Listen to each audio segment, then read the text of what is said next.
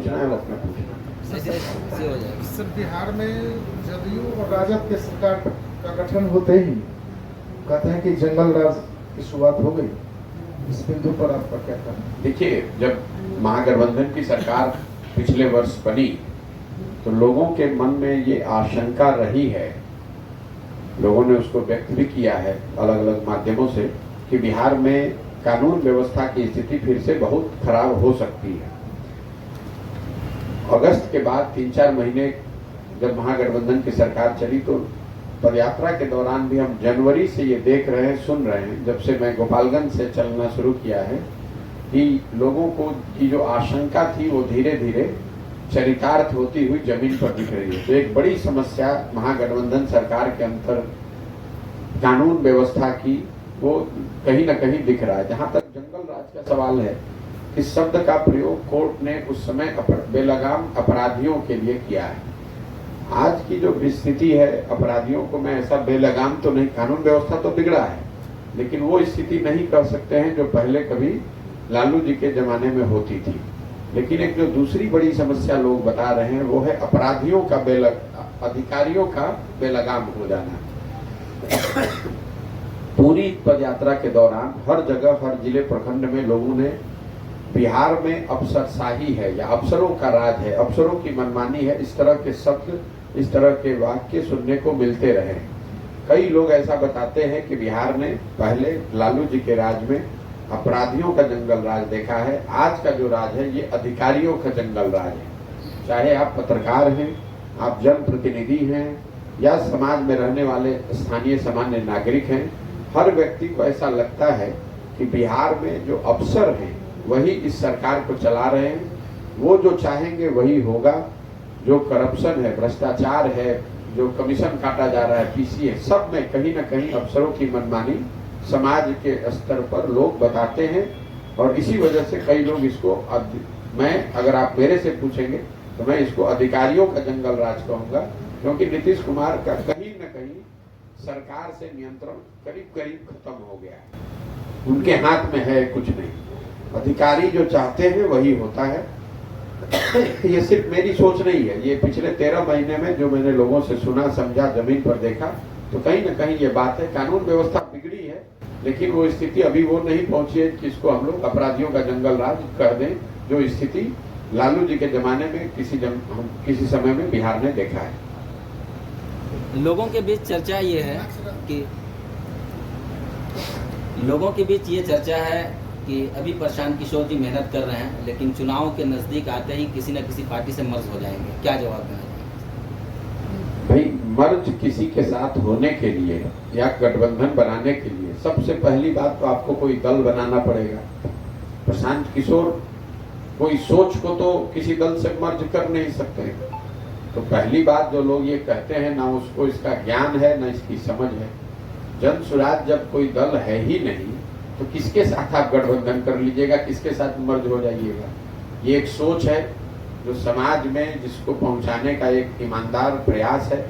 हम जो प्रयास कर रहे हैं कि पहले इस सोच को जमीन पर उतारा जाए कि अगर बिहार में लोग अपनी समस्याओं और अपने बच्चों की समस्याओं पर वोट नहीं करेंगे तो आप किसी दल को चुन दीजिए, किसी नेता को बैठा दीजिए, कोई गठबंधन बना दीजिए, बिहार में स्थिति सुधरने वाली नहीं है। जब तक समाज के स्तर पर उस चीज को नहीं सुधारा जाएगा तब तक किसी दल और नेता के आने से बिहार में कोई आमूलचूल परिवर्तन होने वाला नहीं है। इसीलिए वही प्रयास कर रहे हैं। अगर आप मेरे भाषणों को सुनेंगे, जब मैं ग्रामीणों से मिलता हूँ, तो मैं तो ये नहीं कह रहा हूँ कि किसको वोट दो, हम ये नहीं कह रहे हैं कि जनसुराज को वोट दो, क्योंकि जनसुराज दल ही नहीं है तो आप वोट दीजिएगा कैसे। हम सिर्फ ये कह रहे हैं कि आप अपने बच्चों के लिए वोट दीजिए। पूरे जनसुराज के इस अभियान में एक ही सूत्र है कि आप अपने और अपने बच्चों के लिए वोट दीजिए। किसी दल के लिए, किसी जात के लिए, धर्म के लिए, देश के नाम पर, लालू को हराने के नाम पर, भाजपा को रोकने के नाम पर वोट मत कीजिए, क्योंकि आपका वोट आपके लिए, आपके बच्चों के भविष्य के लिए है। वो तब सुधरेगा जब आप उसके लिए वोट देंगे। आपने कहा कि किसी अच्छे व्यक्ति को चुने या अच्छी पार्टी को चुने, अपने बच्चों के भविष्य के लिए वोट करें, किसे करें? जन स्वराज अगर पार्टी नहीं है? नहीं, मैंने आपको शुरुआती अपने ओपनिंग रिमार्क में ही कहा जी। कि विकल्प होना चाहिए, तो विकल्प बनाने की प्रक्रिया है। लेकिन अगर आपके पास घर नहीं है तो घर तो बनाने में समय लगेगा। हड़बड़ी करके अगर आप कुछ उल्टा पुल्टा बना लीजिएगा तो वो घर फिर टिकने वाला नहीं है। बिहार में एक बात तो बिल्कुल स्पष्ट है कि लोग नया विकल्प चाहते हैं। अब वो विकल्प क्या हो, कौन बनाए, कौन उसका नेता हो, क्या उसकी नीति हो, ये बात तय होनी है।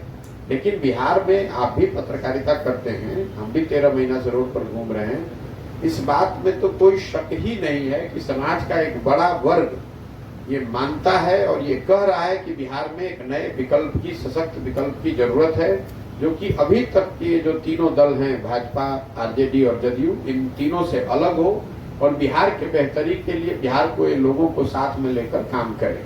तो जन सुराज आपने कहा कि वोट किसको दें? जन सुराज जो व्यवस्था बना के अंतर्गत बन रही है, लोग निकल कर आएंगे, जो दल बनाएंगे, आप वोट, अगर वो आदमी सही लगे तो उस समय वोट उसको दीजिएगा। तो ये मान के चला जाए कि जन स्वराज एक पार्टी का रूप धारण करेगी आगे चल के? आपको मानने की जरूरत नहीं है, तो घोषणा किया हुआ है जी। कि दल तो बनना ही है। दल को बनाने की जो प्रक्रिया है, बिहार में दल कैसे बनता है? पटना में बैठे 2 आदमी ने घोषणा कर दी, दल बन गया। दल बनाने के लिए बिहार के हर व्यक्ति तक पहुंचकर उससे उसकी सोच को साझा करके क्यों बना रहे हैं दल, पहले ये बताया जाए। दल कैसे बना रहे हैं ये बताया जाए, और किन लोगों के द्वारा बनाया जा रहा है, ये सारी बात पहले समाज में बताएं। फिर दल बनाना तो 1 घंटे का काम है। जी। जो मैं आपको बता रहा हूं, अगर मान लीजिए सीतामढ़ी में 60,000 लोग इस सोच से, परिकल्पना से वाकिफ हो गए, वो ये मान लिए कि नहीं ये सही बात है, ऐसा होना चाहिए, उस 60,000 में से मान लीजिए 50,000 आदमी, 5,000 आदमी तैयार होता है कि ना भैया उसे बनना ही नहीं चाहिए, हम इसके बनाने वाला भी बनना चाहते हैं, वही लोग दल बनाएंगे। अब तक देश और प्रदेश के लोग आपको किंग मेकर के रूप में जानते हैं और नीतीश कुमार जी को मुख्यमंत्री बनाने में भी आपका बहुत बड़ा सहयोग रहा है। आखिर क्या वजह बनी कि आप लोग अलग हुए? देखिए, हम आज भी किंग मेकर की ही भूमिका में हैं। आपके समझ का फेर है। हमने 10 साल तक नेताओं को और दलों को चुनाव जीतने में मदद की है, उनको राजा बनने में मदद की है। अब हमने तय किया है कि हमारी जो क्षमता है, हमारी जो समझ है, उसी का उपयोग करके अब जनता को जिता कर ले आएंगे। तो अगर हम नीतीश कुमार के विधायक को जिता सकते हैं या जिताने की क्षमता रखते हैं, तो जन सुराज के अंतर्गत जो आदमी चुनाव लड़ेगा उसको भी जिताने का प्रयास कर सकते हैं। तो काम हम वही कर रहे हैं। जहां तक आपका दूसरा सवाल है कि नीतीश जी को हमने अगर मदद की 15 में, तो आज उनका विरोध क्यों कर रहे हैं? विरोध इसलिए कर रहे हैं कि 14 के नीतीश कुमार में और 24 के नीतीश कुमार में जमीन आसमान का फर्क है। 14 में जिस नीतीश कुमार की मदद की गई थी, वो नीतीश कुमार थे जिनके बारे में बिहार में ज्यादातर लोगों के बीच में धारणा थी कि 2005 के बाद इन्होंने बिहार को सुधारने के लिए कुछ प्रयास, सकारात्मक कदम उठाए थे। बहुत सुधार नहीं हुआ था, लेकिन बिहार में चूंकि बिल्कुल अंधकार था, तो किसी ने दिया भी जलाया तो आपको प्रकाश दिखा, लेकिन एक छवि थी कि भैया ये बिहार को सुधारने की दिशा में प्रयास कर रहे हैं। 2014 में उस नीतीश कुमार की मैंने मदद की थी जो चुनाव नहीं हारे थे। चुनाव पार्टी उनकी हारी थी लोकसभा में, 2 MP जीते थे, लेकिन उनके खुद के 117 विधायक थे। लेकिन नीतीश कुमार ने पद से इस्तीफा देकर मांझी जी को मुख्यमंत्री बना दिया था। इसको एक राजनीतिक मोरालिटी की बात कहते हैं। आज नीतीश कुमार चुनाव हार गए हैं। 2020 के चुनाव में उनके 40-42 विधायक जीते हैं। 243 के विधानसभा में अगर आपके 40-42 विधायक हैं तो आप चुनाव हार गए हैं। लेकिन फिर भी कोई ना कोई जुगत लगा के कभी भाजपा के साथ, कभी लालटेन के साथ लगाकर कुर्सी पर बैठे हुए हैं। तो पहला, प्रशासक के तौर पर उनकी छवि बिगड़ी है। दूसरा, राजनीतिक नेता के तौर पर उन्होंने मोरालिटी को तिलांजलि दे दिया और कुर्सी पर बने रहने को ही प्राथमिकता दे दी। लेकिन उन सब से आगे जिस वजह से मैं उनका विरोध कर रहा हूं कि नीतीश कुमार में कहीं ना कहीं मानवता खत्म हो गई है। जिस नीतीश कुमार की हमने मदद की थी, उस व्यक्ति के बारे में हम लोगों ने जाना पढ़ा था कि 90 के दशक में जब गैसल, असम में एक रेल दुर्घटना हुई, नीतीश कुमार रेल मंत्री थे, तो गैसल रेल दुर्घटना में 200 लोगों के आसपास मृत्यु हुई थी। नीतीश कुमार ने उस पद से इस्तीफा इस बात को कहकर दिया कि अगर हमारे रेल मंत्री रहते हुए 200 लोगों की दुखद मृत्यु हो जाए तो मैं रेल मंत्री कैसे रह सकता हूँ। आज वही नीतीश कुमार हैं। हजारों लोग कोरोना काल में आपने देखा उनकी दुखद मृत्यु हुई। बिहार के लाखों बच्चे पूरे देश में मारे मारे फिरे, उनको हंसी का दया का पात्र बनाया गया और नीतीश कुमार अपने बंगले से नहीं निकले। आज यही नीतीश कुमार हैं। छपरा में 70 से ज्यादा लोग जहरीली शराब से उनकी मृत्यु होती है और राज्य के मुखिया होने के नाते उनको सांत्वना देने के बजाय नीतीश कुमार पॉकेट में हाथ डालकर हंसते हुए कहते हैं कि जो पिएगा वो मरेगा। आज यही नीतीश कुमार हैं। यहाँ मुजफ्फरपुर में 30 से ज्यादा बच्चों की डूबने से मृत्यु हो गई। वहां से नीतीश कुमार सिर्फ 15 किलोमीटर दूरी पर थे, लेकिन उन्होंने इतना भी जरूरी नहीं समझा कि जाकर देखें घटनास्थल पर कि 30 से ज्यादा नए परिवार के बच्चों की जीवन उजड़ गया।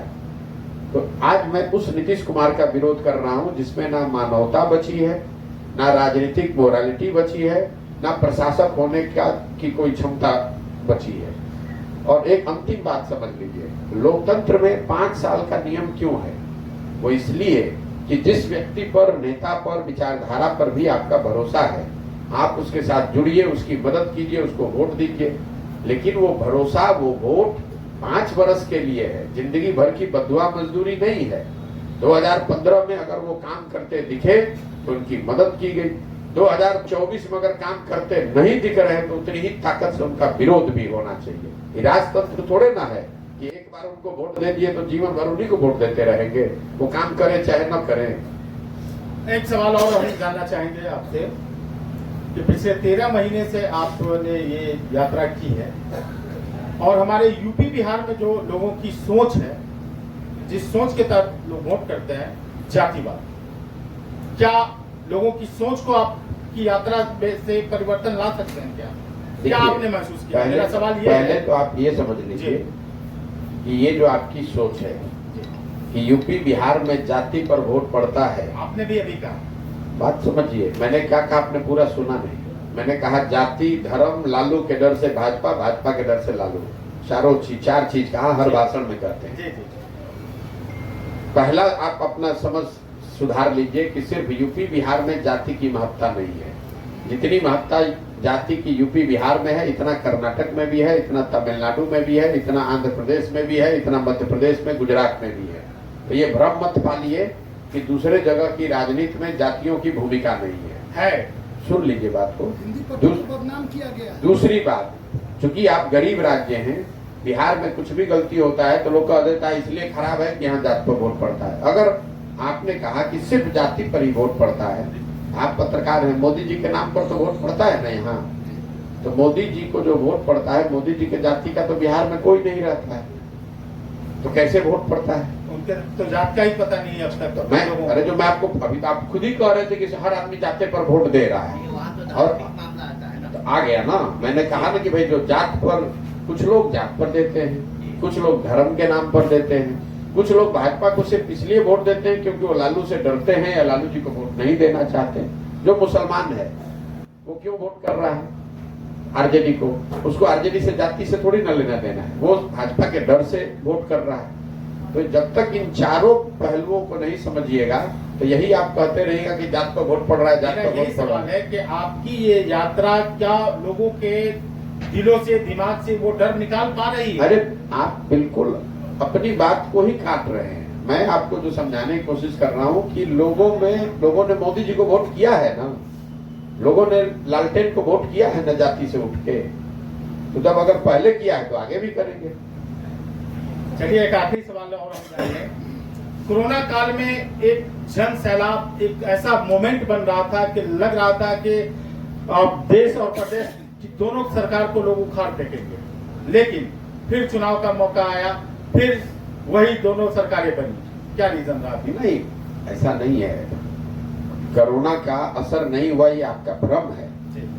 2015 में नीतीश कुमार और भाजपा यहाँ पर एनडीए के गठबंधन में चुनाव लड़े थे विधानसभा का। सामने से लालू जी, कांग्रेस और रामविलास जी तीनों मिलकर लड़े थे। इसके बावजूद नीतीश कुमार और भाजपा के गठबंधन को 205 सीट आया था। क्यों आया था? क्योंकि 2005 से 2010 के बीच लोगों को ऐसा लगा कि बिहार में सुधार हो रहा है, तो हर जाति वर्ग के लोगों ने एनडीए को वोट किया था। अब 2020 में जब वही एनडीए का गठबंधन चुनाव लड़ा, मोदी जी की भी ताकत लगी, भाजपा की भी ताकत लगी, इसके बावजूद उसको 125-30 सीट आने में दम निकल गया। तो कोरोना का अगर असर नहीं है, नीतीश कुमार के कुशासन का अगर असर नहीं है, तो 205 सीट क्यों नहीं मिला? आपको 125 पे ही आप क्यों रह गए? इसलिए रह गए, जो बात आप बता रहे हैं कि लोगों ने देखा कि नहीं, जिस तरह के सुशासन की छवि या चर्चा नीतीश कुमार ने की थी, वो दावा खोखला निकला। कोरोना में लोगों की परेशानी लोगों को देख समझ में आई। बिहार की जो बेइज्जती हुई, बिहार के लोगों की जो परेशानी बेइज्जती हुई, वो लोगों को दिखा। तभी तो मरा हुआ दल आरजेडी फिर से जिंदा होकर 75 सीट उसको आया। आखिरी सवाल सर, लोकसभा चुनाव 2024 में प्रशांत किशोर जी किस तरफ जाएंगे, भाजपा गठबंधन या एनडीए गठबंधन? आप जब प्रशांत किशोर का कोई दल ही नहीं है, तो प्रशांत किशोर कैसे किसी साइड चले जाएंगे? प्रशांत किशोर बिहार की जनता के साथ खड़े हुए हैं। जनता जहां खड़ी होगी हम उसके साथ खड़े हैं। हमारा कोई दल नहीं है, तो हमारे चुनाव लड़ने का, प्रशांत किशोर का गठबंधन करने का कोई सवाल ही नहीं पैदा होता है। हमारा गठबंधन, हमारा जोड़, हमारा साझा बिहार की जनता के साथ है और हम वही काम करना चाहते हैं। आप जबरदस्ती के व्याकुल हुए जा रहे हैं कि भैया जब दल बनेगा तब आपको घोषित करेंगे कि आज दल बन गया, ये इसके नेता है, ये इसकी नीति है, ये इसका संविधान है और ये चुनाव हम लोग लड़ेंगे। जब हमारे पास दल है ही नहीं, तो हम कैसे किसी से गठबंधन करेंगे? कैसे हम चुनाव लड़ेंगे? अगर कोई चुनाव लड़ेगा भी तो जन स्वराज का कोई साथी निर्दलीय लड़ सकता है। जैसे एमएलसी के चुनाव में एक निर्दलीय साथी अफाक अहमद जन स्वराज के चुनाव लड़े। हम लोग की जो जन स्वराज की व्यवस्था है उनसे उनको मदद की गई, वो जीत कर आए। कल सीतामढ़ी से जन स्वराज का कोई साथी अगर खड़ा हो जाए कि भाई हमको लड़ना है चुनाव लोकसभा में, और सारे जन स्वराज के यहाँ 50-60 हजार लोग मिलकर उसको कहे कि नहीं हम लोग को लड़ना चाहिए, इनकी मदद करनी चाहिए, तो लड़ेगा। लेकिन तब भी वो निर्दलीय ही लड़ेगा, क्योंकि दल तो है ही नहीं। कुछ दल के नेता आपको बीजेपी का बी टीम का, देखिए कुछ दल का नहीं, जिसका आप यहाँ बिहार में 2 दल है, 2 ध्रुव है, दोनों को मुफ्त में वोट लेने की आदत पड़ी हुई है। जो एनडीए है वो लालू का डर दिखाकर मुफ्त में वोट लेता है, काम करे या न करे। यही हाल आरजेडी का है, मुसलमानों को भाजपा का डर दिखाकर वोट ले रहे हैं। मुसलमानों की हालत बिहार में दलितों के बाद सबसे ज्यादा खराब है। आर्थिक, सामाजिक, राजनीतिक तौर पर मुसलमान बिहार में दलितों के बाद सबसे पिछड़ा है। फिर भी डर के मारे आरजेडी को वोट करता है, भाजपा के डर से। तो स्वाभाविक तौर पर कोई मुसलमान को नया विकल्प न मिल जाए, ये तो आरजेडी चाहेगी। कोई विकल्प सामने दिखेगा तो आप क्या हल्ला मचाइएगा? यही तो मचाइएगा भैया ये भाजपा का भी टीम है। आप अगर आप अपने सोच से देखिए तो हमारे साथ जो लोग जुड़ रहे हैं, चाहे 1 जुड़े कि 1 लाख जुड़े, तो ज्यादातर लोग तो भाजपा के ही सब समर्थक रहे, भाजपा के नेता रहे, भाजपा के वोटर रहे। तो भाजपा वाला कहेगा कि ये आरजेडी नीतीश के बी टीम है, नीतीश और आरजेडी कहेगी कि भाजपा के बी टीम है। भैया हम बिहार के जनता के बी टीम है और ये तय करके आए हैं कि बिहार की जनता को इन दोनों दलों के बंधुआ मजदूरी से मुक्त कराना है, आजाद कराना है। जहां आपको मजबूरी में 5 बरस तक आप इन्हीं दलों को, नेताओं को गाली देते हैं, ये आपका शोषण करते हैं और चुनाव के दिन कोई तीसरा विकल्प नहीं होने की वजह से जाकर उन्हीं को वोट देते हैं। अगर आप किसी मुसलमान गांव में जाइए, अगर आप मुस्लिम हैं, आपका बच्चा बीमार पड़ जाए, आप अस्पताल में जाइएगा, अब उसको दवा दारू नहीं मिला, आप कितना भी गुस्सा हो, आपको मालूम है कि स्वास्थ्य मंत्री तेजस्वी यादव है, लेकिन कल चुनाव होगा, भाजपा को तो दे नहीं पाइएगा, फिर उसी तेजस्वी यादव को वोट दीजिएगा। तो ये मजबूरी और बंधुआ मजदूरी खत्म करने के लिए तो नए विकल्प की जरूरत है, वही बनाने का प्रयास कर रहे हैं। तो स्वाभाविक है दोनों साइड के लोग चिल्लाएंगे बाप बाप। चलिए बहुत मेरा एक सवाल है जो आप ही का सवाल है। आप गरीबी, शिक्षा और जमीन की बात करते हैं। शिक्षा के बारे में आपने कहा, बहुत सारे यूट्यूब पर हम देखे हैं कि स्कूलों में खिचड़ी बढ़ती है, कॉलेजों में डिग्री बढ़ती है, इसके सुधार के लिए आप क्या कर रहे हैं? देखिए, स्कूल में खिचड़ी बट रहा है और कॉलेज में डिग्री बट रहा है, ये बात तो आप हमसे बेहतर जानते हैं। कई लोगों को लगता है कि बिहार में शिक्षा व्यवस्था इसलिए खराब है कि शिक्षकों की गुणवत्ता खराब है।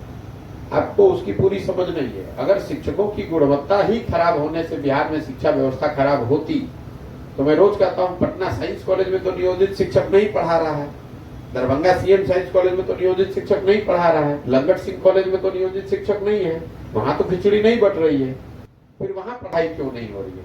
पढ़ाई इसलिए नहीं हो रही है कि सरकार की मानसिकता में पढ़ाई कहीं है ही नहीं। जब पूरा बिहार अनपढ़ रहेगा तभी तो आप 9वां फेल आदमी को अपना राजा और अपना मुख्यमंत्री नेता चुनिएगा। अगर सारी बिहार की जनता अनपढ़ और मजदूर रहेगी तभी तो नीतीश कुमार का 400 रुपए का पेंशन भी आपको बहुत बड़ी चीज दिखेगी। अगर सब लोग पढ़ लिख जाए, सबको नौकरी हो जाए, तो नीतीश कुमार की सरकार को कौन मानेगा? कोई नहीं मानेगा। बिहार में शिक्षा व्यवस्था खराब इसलिए है कि नीतीश कुमार ने अपने राज्य में, अपने शासनकाल में एक सोची समझी रणनीति के तहत सारे शिक्षा व्यवस्था को एक औसत दर्जे से भी नीचे का बना दिया। बिहार में शिक्षा व्यवस्था कभी अच्छी नहीं थी, लेकिन हर प्रखंड में, जिला में 2-4 अच्छा स्कूल ऐसा होता था जहां से पढ़कर लोग आगे बढ़ते थे। हम खुद यही सरकारी स्कूल से पढ़े हैं, बिहार के सरकारी स्कूल से पढ़े हैं। आप जरा बताइए, आज समस्तीपुर जिला में एक भी सरकारी स्कूल बचा है जहां पर कोई पढ़ाई हो रहा हो? क्यों नहीं है?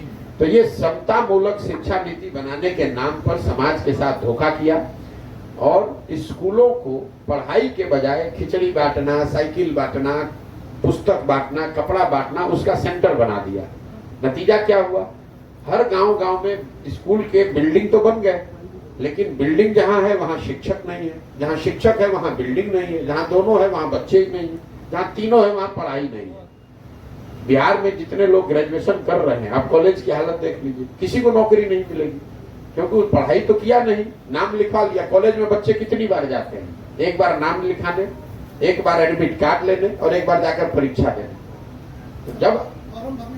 तो जब अरे भाई 3 बार 4 बार जाता है, पढ़ाई तो हो नहीं रही है। तो जब आपका बच्चा पढ़ेगा नहीं तो नीतीश कुमार को रहेगा हम इतना आदमी 10वां पास कर, उस 10वां पास का वैल्यू क्या है? पढ़ाई तो किया नहीं, डिग्री लेकर निकल गया।